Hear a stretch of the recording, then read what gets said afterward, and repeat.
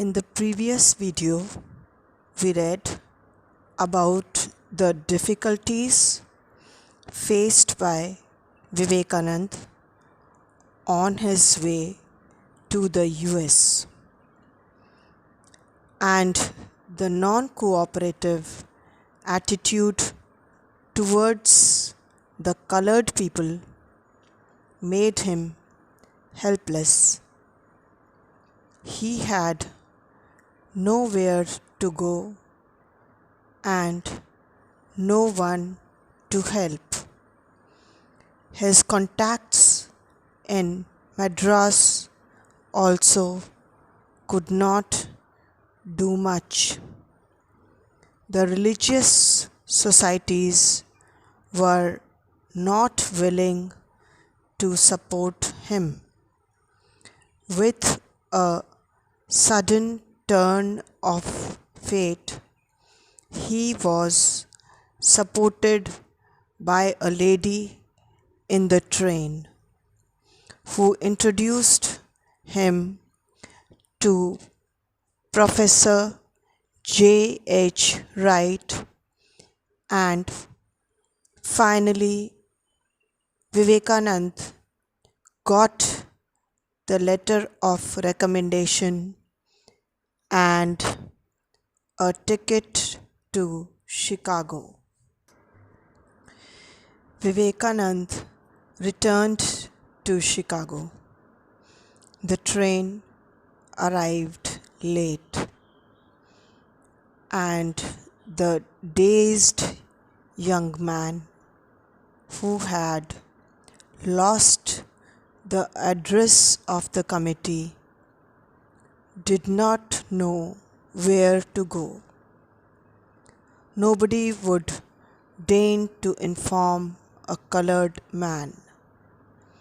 He saw a big empty box in a corner of the station and slept in it. In the morning, he went to discover the way, begging from door to door as a sannyasi. But he was in a city that knows penury like 1,001 ways of making money, except one, the way of Saint Francis, the vagrancy of God. He was rudely dismissed from some of the houses. At others, he was insulted by the servants. At still others, the door was slammed in his face.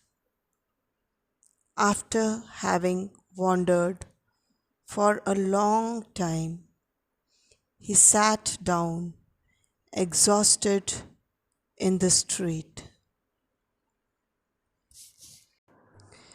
Vivekananda came back to Chicago for the Parliament of Religions. Just when it seemed things were now turning in his favor, he realized he had lost the paper on which the address of the committee was written. The committee which was to take care of his lodging and entry into the Parliament of Religions. He was completely lost. He had no address to go, no contacts to tap again for help. No one helped colored people. On the station, he spotted a huge empty box. He slept in it. The next morning, he started anew. He had to find the way. Like a sannyasi, he went from door to door, knocking for help, but it was all in vain.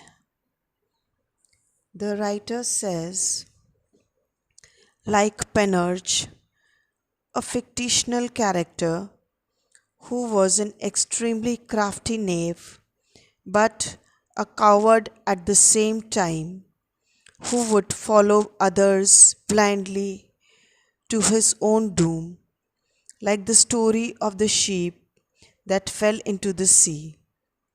He compares the people of the US to Penurge, who blindly followed the crafty means to make easy money, to make material progress, but ignored the one and only teaching worth following, the teaching of Saint Francis for the evolution of the soul. People slammed their doors on his face when he knocked their doors for help. Some used abusive language.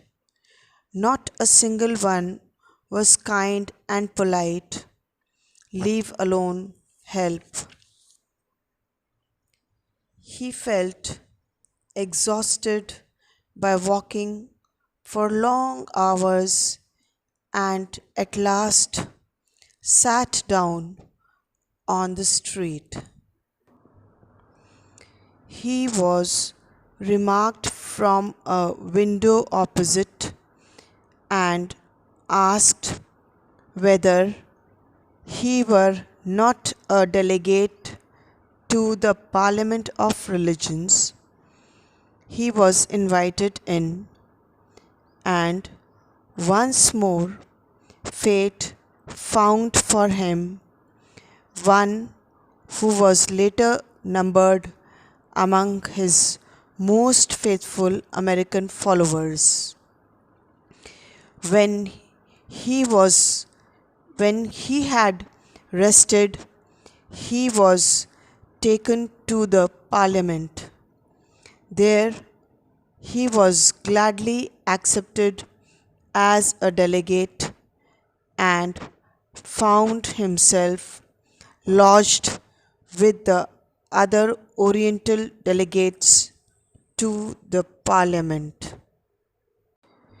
From the window opposite to where he was sitting on the street, someone asked him if he was a delegate to the Parliament of Religions.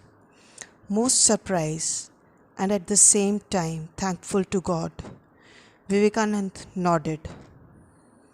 He was let into the house by a man who was to become his most notable lifelong American follower. He treated him very well. After taking adequate rest in his house, he took Vivekananda to the Parliament. There he was willingly accepted and proper lodging was provided to him with other Asian delegates.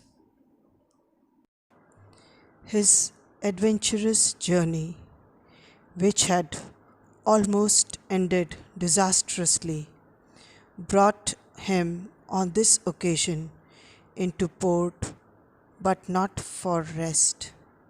Action called him, for now that fate had done its worst, it had to give place to resolution.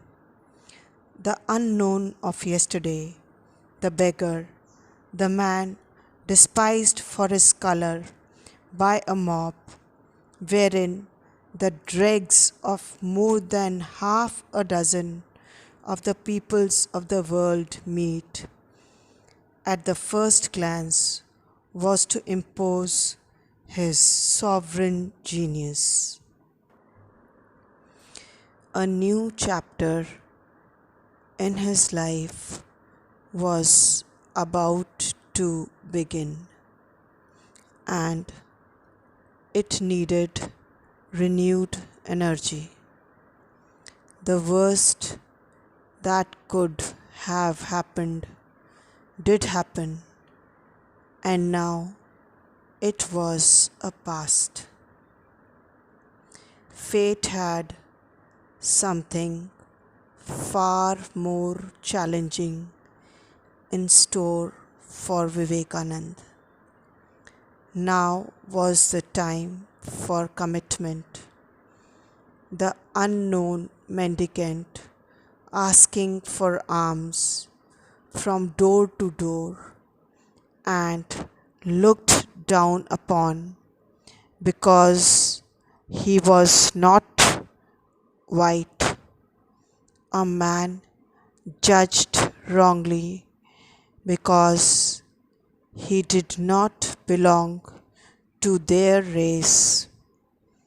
Now was the time where the men of all religions from all over the world had congregated to make an indelible mark on the minds of these people as a man of unbeatable genius to show to the world the richness of Hinduism with scientific inquiry and logical reasoning.